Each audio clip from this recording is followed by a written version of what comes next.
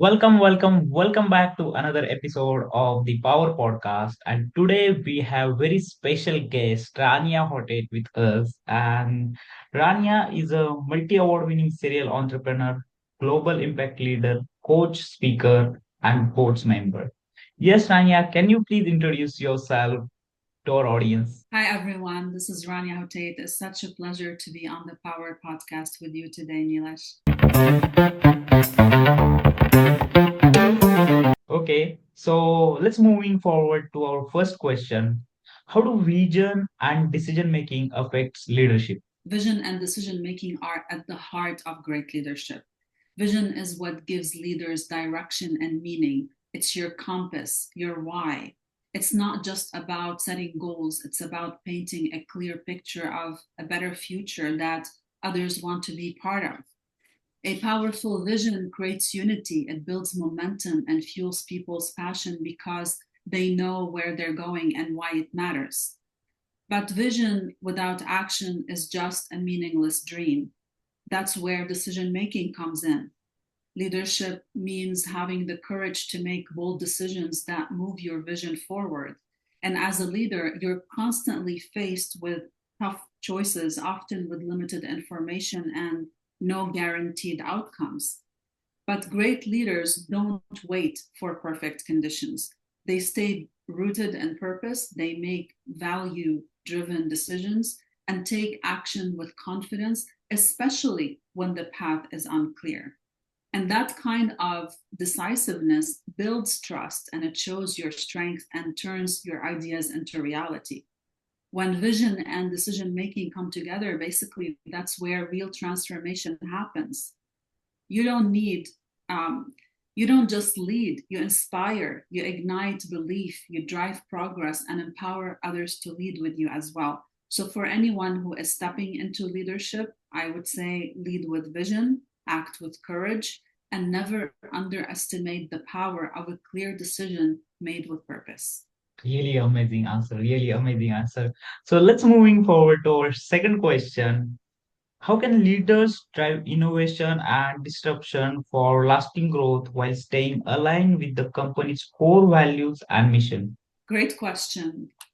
Real innovation isn't just about chasing the next big idea. It's about creating meaningful, lasting growth without losing sight of who you are as a company. I think great leaders drive innovation by building a culture of curiosity, courage, and constant improvement. They give their teams the freedom to challenge the norm and experiment and even fail because real disruption doesn't happen in comfort zones or in safe zones. But here's the key: all that innovation must stay anchored in your company's core values and mission. That's what keeps it grounded, and that's what makes change sustainable. The most effective leaders are always asking, how can we evolve in a way that deepens our impact? They're not just pivoting to stay trendy, they're pushing boundaries with real purpose. They build teams that are diverse in thought, agile in execution, and deeply connected to the why behind what they do. So, to drive innovation that actually sticks, leaders have to do two things at once: stay rooted in their purpose and boldly reach for what's possible. And when that balance between disruption and alignment with mission and values is achieved, that's when innovation becomes not only exciting, but truly meaningful and deeply transformative. That's the kind of innovation that endures. That's how real lasting growth happens. Perfect answer. Perfect answer. So let's moving forward to our third question. What essential mindset shifts and principles help leaders overcome challenges and handle the emotional side of business setbacks? Challenges and setbacks are inevitable in business, and the emotional side of leadership is very real. But what separates great leaders is their mindset. Setbacks don't just challenge your strategy, they can feel deeply personal because they test your identity. One of the most essential mindset shifts is realizing that adversity isn't a detour, it's the path. You don't get around it, you have to move through it. And that's often where the greatest growth and transformation happen. Another big shift is going from control to resilience, from being attached to outcomes to being committed to purpose. When you're overly tied to specific results, every setback can feel like a personal failure. But when you're rooted in something deeper, your values, your mission, you lead with more clarity and steadiness, even amidst uncertainty.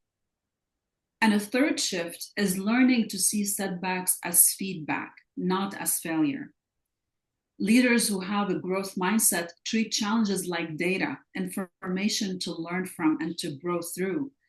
And yes, of course, setbacks hurt, but strong leaders don't avoid their emotions. They reflect, they reset, and they reconnect to their purpose.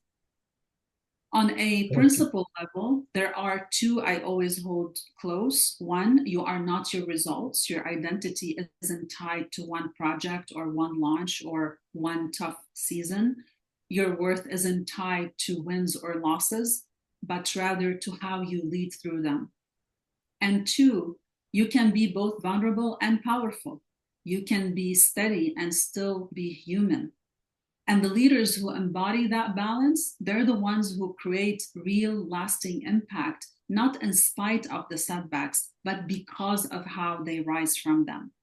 So lead with heart, lead with courage, and always remember setbacks don't define you, they refine you. Okay, really nice answer. So let's moving forward to our fourth question.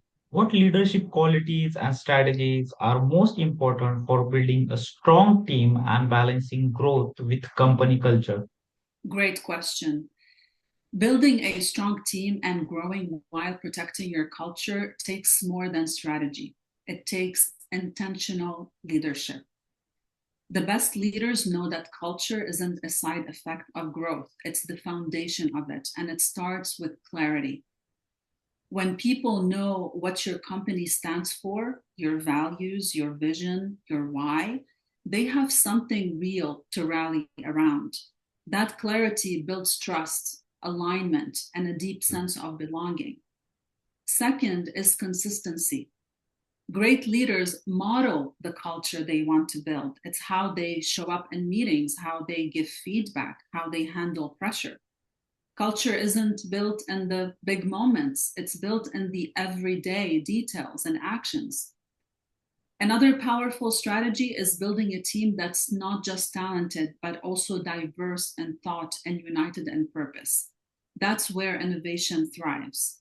You want people who challenge each other with respect, who bring different strength, but are moving in the same direction.